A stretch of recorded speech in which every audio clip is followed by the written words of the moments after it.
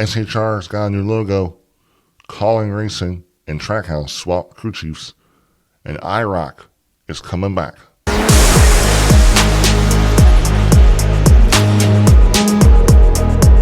Well, y'all, welcome back to Rolling the Bottom. I'm your host, Zach Moody. We're back. Another episode of Rolling the Bottom. I'm excited to bring you some more content today. Some very, very interesting topics that dropped today.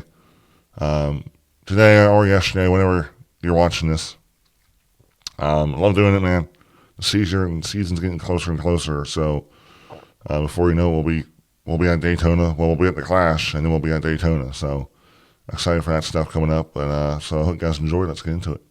First topic: SHR has a brand new logo. They kind of teased this. This was leaked a day before on Chase Briscoe's hauler. I can see the logo is way cooler than the other logo. You know, kind of the main logo is the SH. You know, the last logo had like, you know, just Stuart Haas on it, right? And it had the Stuart Haas blue, and it had a kind of outline around it. I thought the logo was cool. I'm not going to critique a logo. I don't know. I don't know how much a logo really has to do with sponsorship. I bet it does. But this new logo has the S that represents, Tony Stewart with the Stuart Haas blue, and then it has the H that represents Gene Haas. It kind of looks like the Haas H, which is kind of sick. I think it's a sick logo. They're kind of going with a whole new rebrand. They got videos talking about what they stand for, their winning pedigree, and they're using every word in the dictionary to represent and what they stand for. It's cool, right? It's kind of hypes you up for the team. I think they really believe in what they're doing, and they're kind of calling out the haters, right? Hey, look, they must really believe in that Dark Horse Mustang. That's going to really help them improve. I think it will. I really do think Stuart Haas is decent, but they're not getting the same support as the other four teams, right? But I do think they're going to be a better team. It just depends how much they grow. I think the first 10 weeks we're going to see what they're made of. We'll see, how all four of them run. They're young. They got young, hungry drivers willing to prove themselves. So I'm excited to see that. But yeah, cool logo. Next topic: Kaulig Racing and Trackhouse switch crew chiefs. Matt Swiderski and Travis Mack are swapping roles. Swiderski is now the crew chief for Daniel Suarez at Trackhouse, and Mack is going to the No. 16 Cup car. And the 16 car will be multiple drivers. The only driver I think that was announced with AJ Allmendinger. He'll probably be doing the road courses. But this is big. This is a bit surprising. Kaulig and Trackhouse had this alliance, so I think it was kind of like a mutual agreement. I think Trackhouse wants something new for Daniel, because this is a big year. This is huge for Daniel. I think this year defines Daniel Suarez's career, his future. I think he's a good race car driver. I don't think if he doesn't perform well this year, I don't think he'll be out of a cup riding. I think he'll be out of Trackhouse, but a cup ride, I don't know. But this is a big year. I think Trackhouse wanting a fresh start. They want, and Kaulig's going to get a top level. I think Travis Mack's a very good crew chief. Yes, last year Daniel Suarez didn't perform well, but they were still decent, right?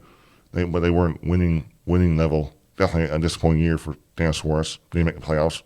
But the year before that, they were very, very competitive. I thought they were a top 10 car most year. They were very competitive. They won that race at Sonoma. It really put Daniel Suarez on the map as like a real true contender in NASCAR. And now, I don't know much about Matt Swiderski. Gosh, man, it's a tricky name. Really tricky name to say. I guess he's coming over to crew chief Daniel Suarez. Get someone new for Daniel Suarez. I bet you this has probably already been announced. These teams probably already known this for a while, but I think they're just announcing it now.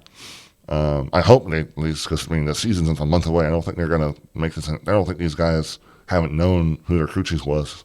A month after the season, that would be a bad, team decision there.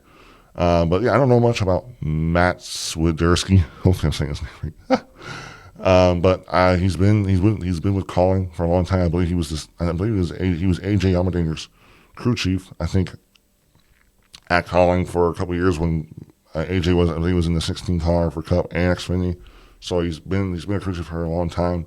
But yeah, this is a big deal. Going to be interesting to see how Daniel Suarez and Matt Swiderski pair up in 2024. Topic and big earth-shattering news: IROC is back. the famed IROC, which was a series between 1973 and 2006. They announced IROC is coming back. This was reported by Alan Stern. IROC is coming back as Ray Abraham, and Rob Kaufman has bought the IROC series, the brand, the trademark, in a bid to revive the iconic racing series. The group plans to offer entertainment services in the nature of automotive racing and exhibitions per trademark filling. So they bought this series. There was no exact how much they bought it for, but this is huge.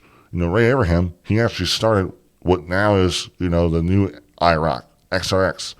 But now I guess he sold his partnership away, and now he's buying IROC.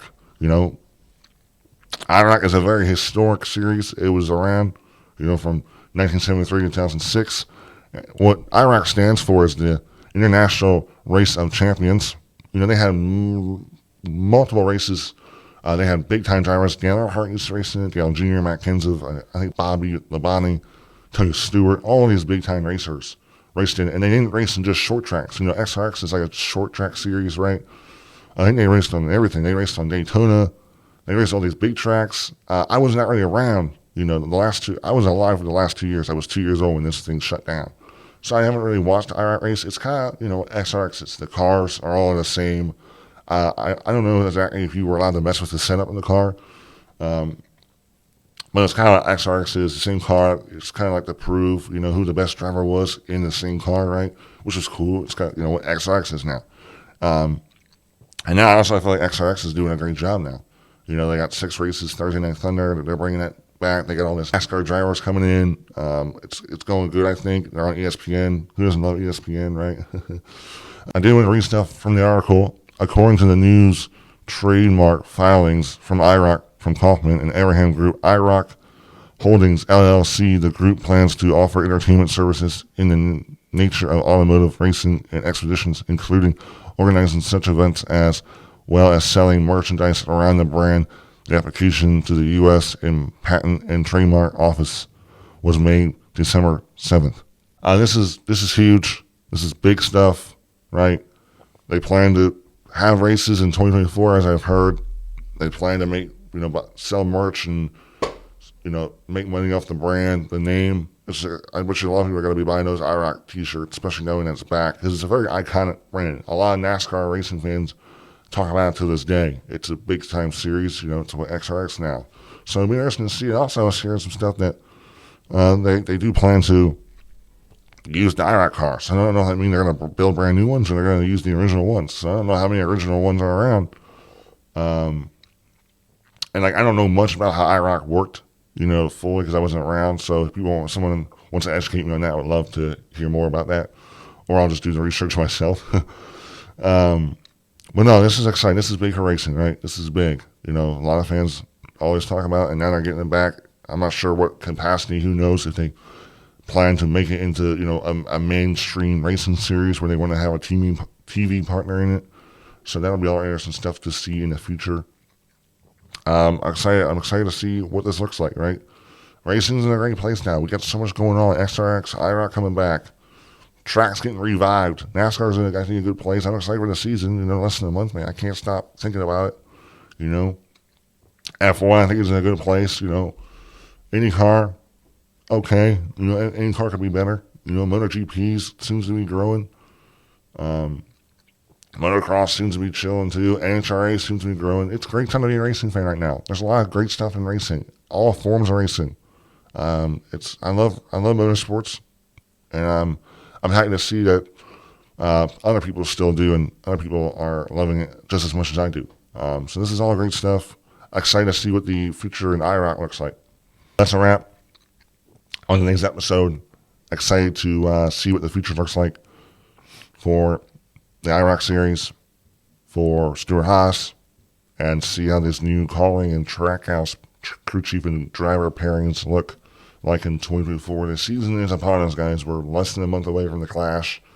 The 500's coming right around. Oh, I can't wait, man. Football playoffs are soon starting. Before you know it, those will be gone out of here. See you later at the NFL, and we're NASCAR season. Here we go. Let's get it. I'm hyped, bro. I love racing. I like all forms of motorsports, right? But NASCAR is my favorite out of all. But yeah, hope you guys enjoyed the episode. Let me know how you thought. What do you think? Give me your opinion on IROC, Stewart-Haas, Trackhouse calling. And yeah, hope you guys have a good rest of your day, and I'll see you in the next one. Goodbye.